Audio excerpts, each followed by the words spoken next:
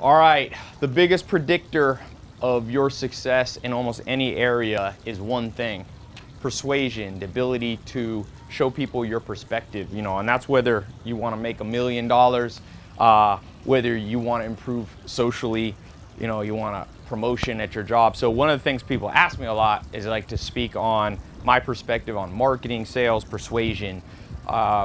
So I thought I'd shoot it here in my house. A lot of people think this is a green screen, but it's just a very bright, sunny day in Hollywood. So the first thing that I always think about when it comes to $1 million marketing, $1 million persuasion, is these 25 cognitive biases.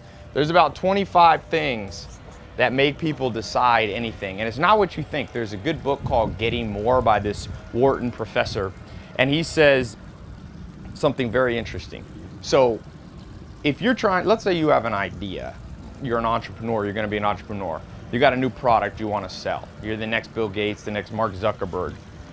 Well, I always say, if a tree falls in the middle of the woods, you know that old cliche, if a tree falls in the middle of the woods, will anybody hear it? And I always say, who cares? Because if nobody hears and nobody knows about what you're doing, you can have the most brilliant idea and it will just die, and that happens all the time. A lot of the products that you see out there at the store or online aren't necessarily the best. Now, ideally, you can have a good quality product, a good quality service, and at the same time, be able to be good at marketing. And marketing, I don't even like the word marketing, it's really about persuasion. So there's these 25 biases. They're called the 25 cognitive biases. I'm going to list out a few and how you can use them today to improve your marketing. And if you're not an entrepreneur, you can still use this. You can use this to make people like you more. And I don't mean that in like a cheesy way, but let's say you need to network and meet a certain person who has access to something you need, whether it's your boss, whether it's, you're in the entertainment industry, you need to meet new people. It's the same principle. So this Wharton professor, Getting More, one of the interesting things he says is that 60% of what makes people decide anything, decide to listen to you. Let's just talk about, how to win friends and influence people. 60% is not what you think. It's what they think of you as a person. It's not even what you're saying. It's what they think of you as a person. Do they like you? People are fickle. If they don't like sometimes I get people saying, "Oh, Ty, if you're, this business dude, why aren't you dressed up super fancy for these talks?" I'm like, well, if you don't like it, that's okay. You don't have to listen. I understand, though, that it's a person thing. It's the basis of all persuasion. That's why most big businesses, most awesome things are built around some figurehead. You had a figurehead like Bill Gates, Steve Jobs for Apple, Zuckerberg. We all know these people's names and we associate. That, by the way, of the 25 scientifically proven cognitive biases, this is called the association bias, the liking bias. Now, what's the other 30%?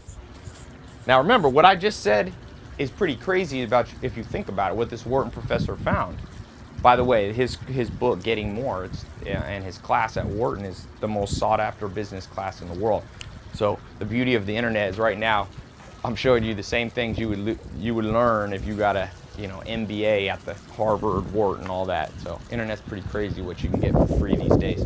I don't know if I'm gonna have time to do all 25, but let me give you some of these now. And for those of you who want more, I'll show you how you can. I'm gonna do a talk on all these. If you want to find out really in depth how to do this, I keep these videos a little bit short so that people don't.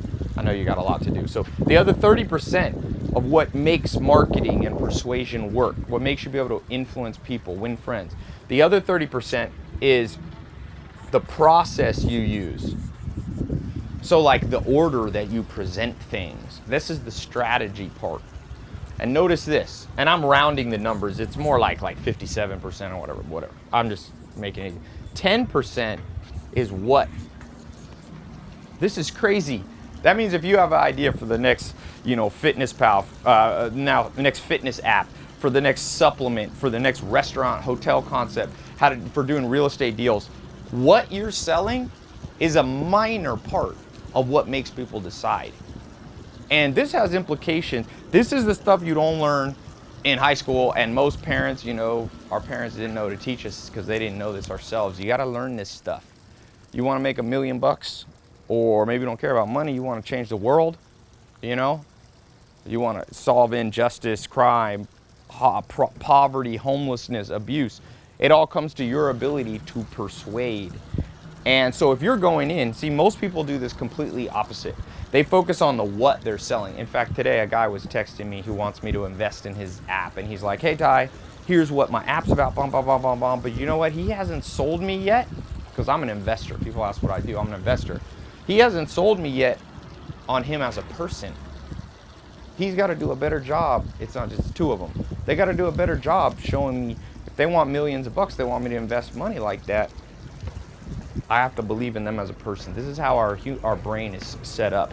There's a professor I just interviewed named Joseph Ledoux, professor at NYU, and he talks about how we have these parts of our brain that are very primitive. So whenever you're selling and persuading people about your idea, whether it be investors or somebody you want to date, what do they think of you? What's the gut feeling they get? People operate on hunches, for good or bad. Now, the process with which so just think about this in like a dating context. What makes people want to go on a second date with you? Okay, number one is, are they attracted to you as a person?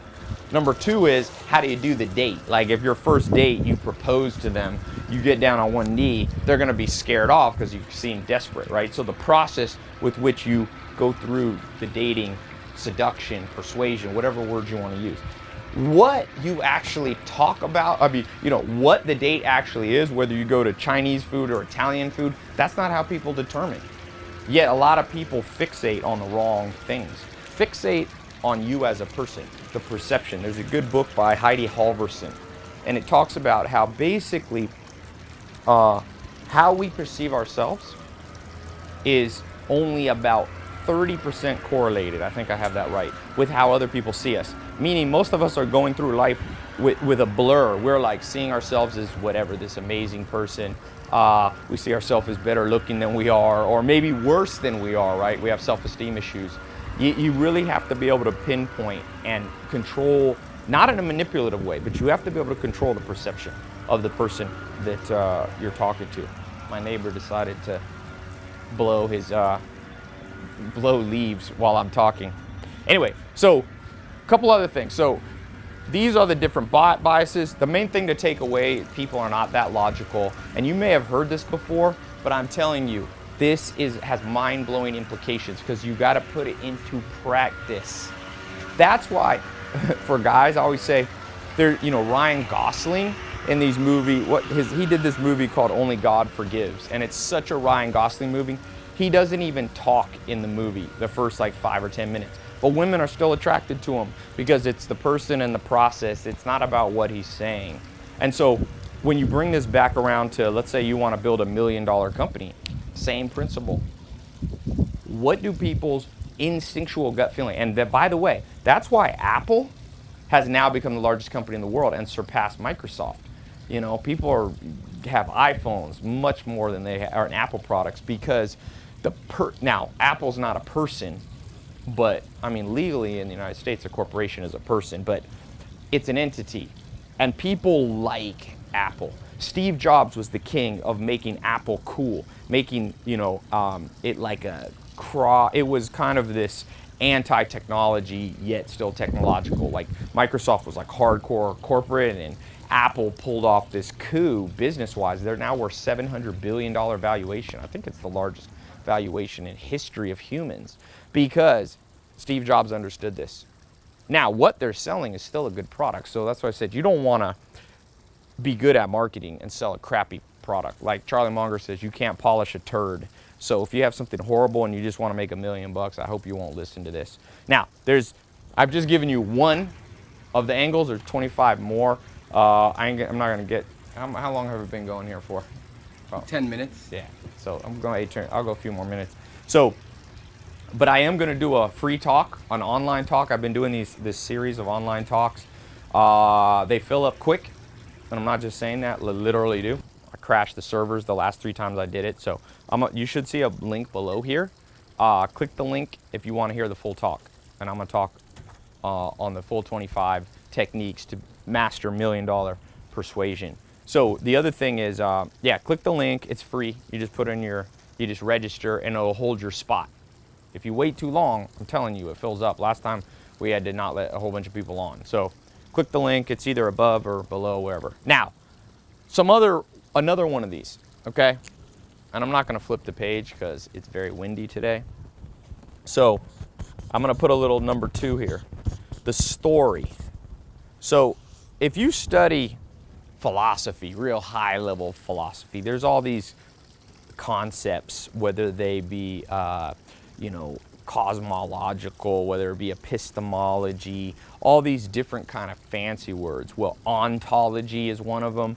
And I'm gonna break it down in layman's terms. All humans are like, their brains are like a movie theater, and they are projecting a movie, and it's their perceptions of life. So here's one mistake you can make, and I've made this mistake. If you wanna lose a lot of money real quick, I didn't understand this. I lost $28 million over a few years in lost revenue from not understanding what I'm about to tell you. And what it is that to move people and actually convince them is very difficult. In fact, most people that agree with you, when you think you're good at persuading, they already agreed with you before. Sometimes I get too big of a head and I get cocky and think I'm good at marketing, but what's really happening in large part for all of us is that you're finding the people who already kind of agree with you. And so if your idea is that you're gonna make such a good marketing angle that all the people that hate, imagine if Steve Jobs goes, everybody who hates cell phones, I'm gonna market my iPhone to them. Forget it. You must market to the story that's already in people's head, especially if you wanna get the low-hanging fruit and make money relatively quickly. Now, there is a time when there's a book written about this called Crossing the Chasm, where you'll cross over and you'll be able to reach what's called the pragmatists, the conservatives. You do that later. At the beginning, to make your first $1 million company, you want to find the people that the story, the movie that's already playing on the screen of their brain is already aligned with what you do. And then all you have to do is show them how it's aligned. So the concept of persuasion a lot of times is you take somebody who's over here and you show them why they should be over here. But what you want to do is take the person that's already here and doesn't realize you're right next to them. So you use a little persuasion to be like, hey man, we're already right here together. To move somebody from here to here takes so much money and so deep of pockets that unless you are backed by a large fund and you have $20 to $50 million behind you, I wouldn't do it. You know the old saying, don't go where angels fear to tread. That's where angels fear to tread. That's where big companies fear to tread. By the way, the story, that's why brands are created, because brands create their own story and then they align people through the 25 cognitive biases into their story. So that's a more sophisticated way. I'll be talking about that in this talk. So click the link and if you want to get a little more sophisticated. But look, if you're watching this and I get people watching this at 18 years old, still teenagers, and they ask me, does this apply to me? I'm like, hell yeah. All good advice applies pretty much at all age ranges. I don't believe in age-specific advice. I mean, if there was a Mack truck about to hit you and you were 60, wouldn't you want the same advice as when you're 6 years old? Get the hell out of the way. If you found out there was a treasure chest buried in the back of your house, would you want different advice when you're 18, when you're 80? No, you want to get it as soon as you can. So I always tell people, today's the youngest day of the rest of your life, so you might as well start now. So whether you're learn to make any money, an employee, self-employed, young or old, male or female, learn this stuff. It has deep implications for not just your money situation and not just building businesses, but this has implications for your social life. It has implications, by the way, in persuading yourself. And so many people forget. The first person, a lot of people, the average person who goes to a gym, gets a membership, goes 2 times, and then never goes back. Why? They don't know how to persuade themselves. And if you know how to persuade yourself, that's called self-motivation, which is, Peter Drucker, the great Harvard, he's not a Harvard professor. Harvard prints his books.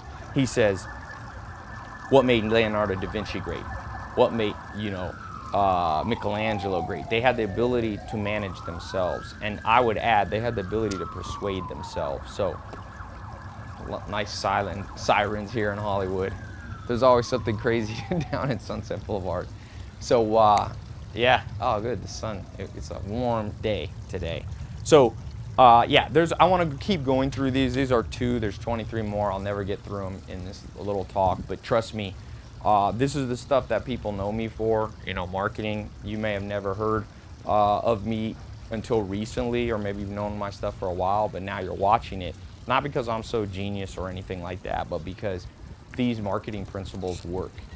Now, like I said, make sure you're marketing something good. You know, my message to people is the more you learn, the better your life gets. So this is all about knowledge. I call it the knowledge society. It's the new world that's being ushered in. It was predicted back in the 1960s that we'd move from an information age to the knowledge age. So for you, get knowledge inside your head, whether it be in books, a free, you know, video like you're watching now, this free online talk that I'm going to be doing. If you click the links, it'll show you the time. It will adjust the time to your local hour, no matter where you live in the world. So yeah, check it out. Learn. The more you learn, the more you earn. That's the advice from the richest man in the world to a 6-year-old kid. And that advice applies to me, even though I'm not 6 years old anymore. We'll be talking on the 25 biases. We're talking about the $1 million persuasion. We're talking about this person process, the what. We're talking about the story in people's head. We'll be talking about how to not manipulate, but use this to push people into something they know they should already be doing. Just imagine if you have a gym, you own a gym. If you can be more persuasive, that means people are going to get healthier. Let's say you have, you know, a badass health supplement or something, or like a restaurant with amazing food.